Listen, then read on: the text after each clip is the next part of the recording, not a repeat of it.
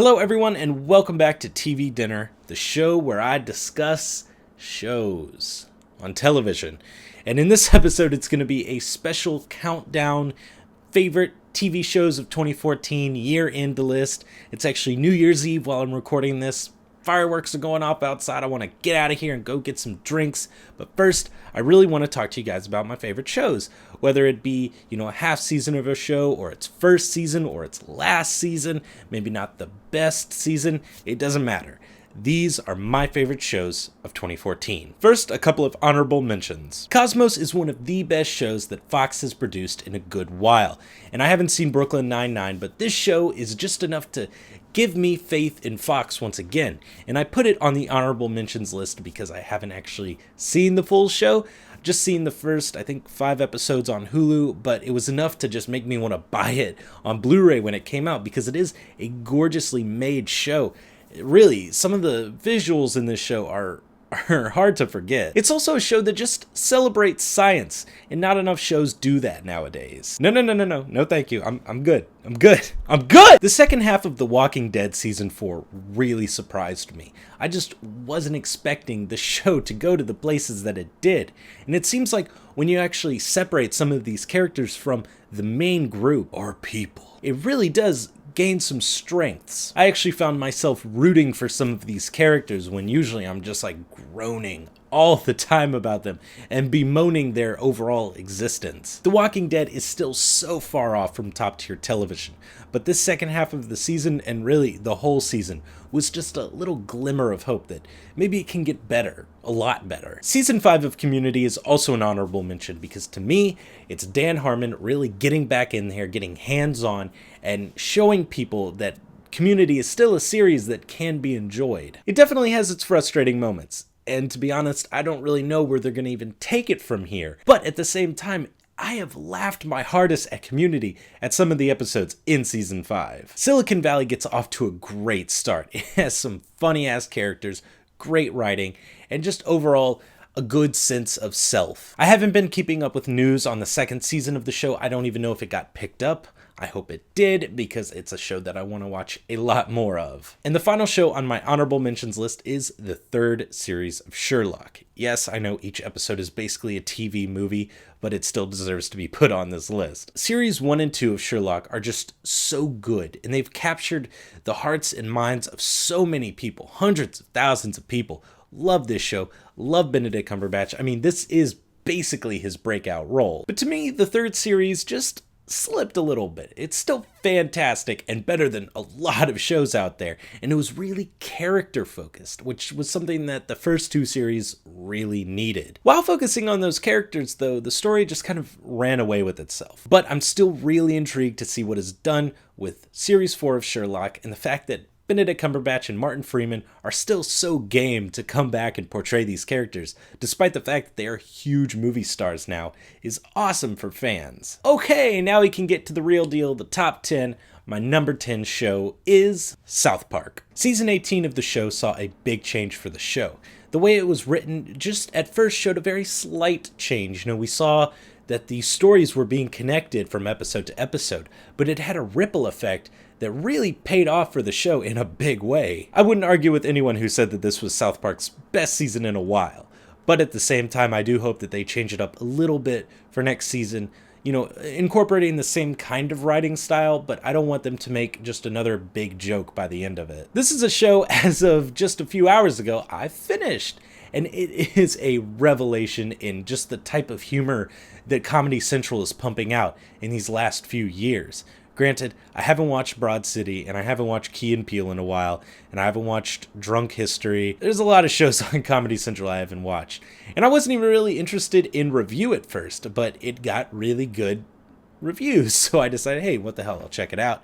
And it just, from the first episode, just had me laughing my ass off. And by the time I got to the Pancakes episode, I was just in it. You could not pull me away from the show. House of Cards Season 2. Now this is where my list gets a little tense because I wanted to, put this show before that show, and I really wanted to give these shows a higher rating, but at the same time, House of Cards Season 2 just has a few qualities about it that puts it a little further behind some of my other choices on this list. I actually marathoned the whole show way after Season 2 had dropped on Netflix. I hadn't seen House of Cards Season 1 yet, so I decided I'm just going to watch the whole series up to the end of Season 2.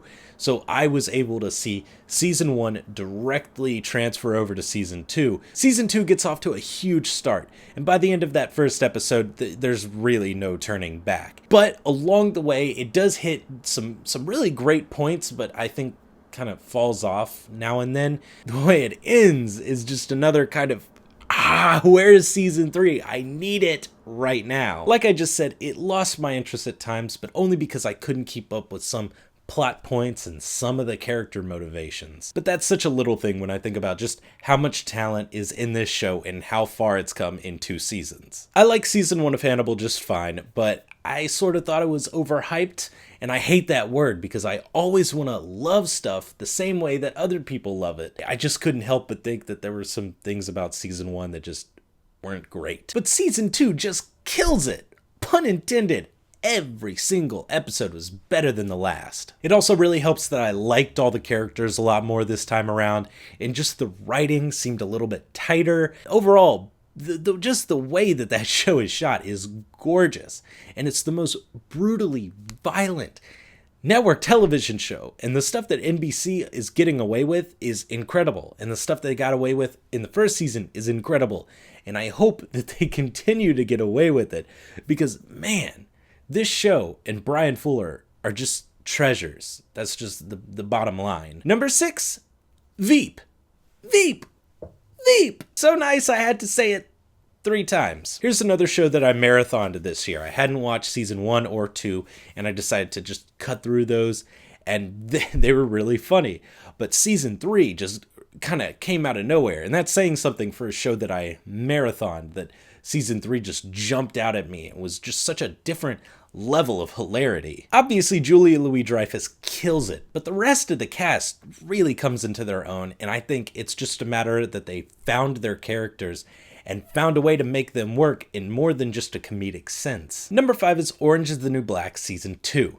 Really love the first season, really love the way they set up that massive cast of characters, and in Season 2 they cut that down just a little bit. Everyone is still there for the most part, but they focus on a core group and then just string this really thick, well-woven storyline through all of them that just leaves room for great character development and great interplay. To me, it's so much more dynamic than Season 1, and I am very intrigued to see what's going to happen in Season 3 because of all of the events from Season 2.